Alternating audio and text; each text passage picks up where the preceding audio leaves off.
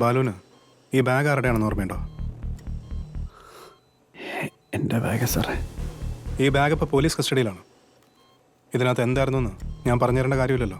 സാറേ, എൻ്റെ ഗോൾഡല്ല സാറേ, രാജൻ സാറിൻ്റെ.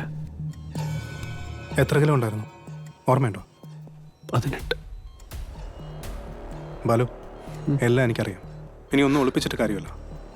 സത്യങ്ങളെല്ലാം എൻ്റെ അടുത്ത് തുറന്നു പറഞ്ഞാൽ ചിലപ്പോൾ എനിക്ക് ബാലുവിനെ സഹായിക്കാൻ പറ്റും. രാജൻ സാറിന് വേണ്ടിയാണ് ഞാൻ ഗോൾഡും കൊണ്ട് പോയത്. എന്നെ റെയ്ഡിന് വരുന്നതിന് മുമ്പ് ഗോൾഡ് അവിടുന്ന് മാറ്റണമായിരുന്നു. അപ്പോഴാ സന്തോഷേ. എന്താ ബാലു, നീ എവിടെയാണ്? ഞാൻ പറവൂരെത്താറായി. എടാ, നീ ആ സാധനം എങ്ങോട്ടെങ്കിലും എറിഞ്ഞിട്ടേ ആമിനെയും കൊച്ചിനെയും കൊണ്ട് എത്രയും പെട്ടെന്ന് രക്ഷപ്പെടാൻ നോക്ക്. എന്താടാ എന്ത് പറ്റി? എടാ, ഇത് ചതിയാടാ. നിന്നെ പോലീസിനെ കൊണ്ട് അറസ്റ്റ് ചെയ്യിപ്പിക്കാനാ രാജൻ സാറിന്റെ പ്ലാൻ.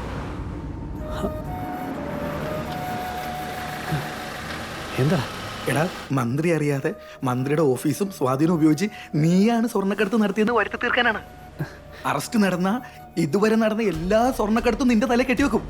മന്ത്രി ഈ കേസിൽ നൂരുകയും ചെയ്യും. എടാ, നിനക്ക് തോന്നിയായിരിക്കും. അങ്കിളത് എന്നോട് അങ്ങനൊന്നും ചെയ്യില്ല. സത്യമാണ്. രാജൻ സാറും ജയിലിലേക്കും സംസാരിക്കണത് ഞാൻ നേരിട്ട് കേട്ടതാണ്. എടാ, ഞാൻ അയാൾക്ക് വേണ്ടിയല്ലേ ഇത്രയും കാലം ജീവിച്ചേ. സ്വന്തം മകനെ പോലെ കൂടെ നിന്നിട്ട്. ബാലു, ഇത് പൊളിറ്റിക്സ് ആണ്. ഇവിടെ ബന്ധങ്ങൾക്കൊന്നും ഒരു വിലയില്ല. എടാ, സ്വന്തം നിലനിൽപ്പിന് വേണ്ടി ആരെ വേണമെങ്കിലും പിന്നെ ഇന്ന് വെട്ടും. എടാ, വേറെ എത്ര പേരുണ്ടായിരുന്നു. എന്തിനാ എന്നെ തന്നെ? രാജൻ സാറിന് നന്നായിട്ടറിയാം. ഇനി അഥവാ പോലീസ് പിടിച്ചാൽ തന്നെ നീ തല പോയ അയാളുടെ പേര് പറയില്ലെന്ന്. നിനക്ക് അയാളോടുള്ള ലോയൽറ്റി അയാൾ എക്സ്പ്ലോയിറ്റ് ചെയ്യാണ്. പിന്നെ അറസ്റ്റ് രേഖപ്പെടുത്തി മൊഴിയെടുത്ത് നിന്നെ കൊണ്ടുപോകുന്നതിന് മുമ്പ് ഡിവൈഎസ്പി ചാക്കോൻ ഉപയോഗിച്ച് നിന്നെ കൊന്നു കളയാനാടാ മിനിസ്റ്റർ പ്ലാൻ ചെയ്തത്. പോലീസിന് എന്തായാലും ഞാൻ പിടികൊടുക്കില്ല. പക്ഷെ ഈ സ്വർണ്ണ ഇനി അവർക്ക് കിട്ടാൻ പോകുന്നില്ല. എന്നെ ചതിച്ചതല്ലേ. ഞാൻ പറഞ്ഞത് കേക്കടാ.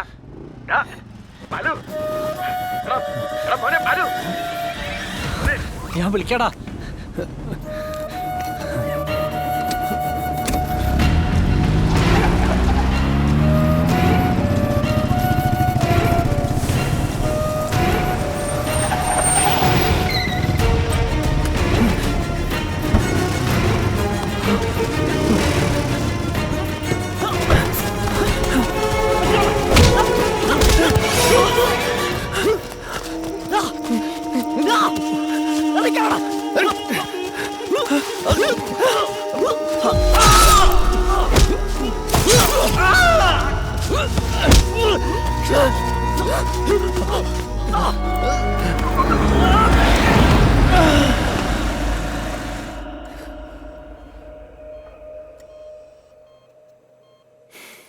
ബാലു ഇപ്പോൾ റെസ്റ്റ് എടുക്കുക. ഇപ്പോൾ എന്നോട് പറഞ്ഞത് വേറെ ആരോടും പറയാൻ നിൽക്കണ്ട.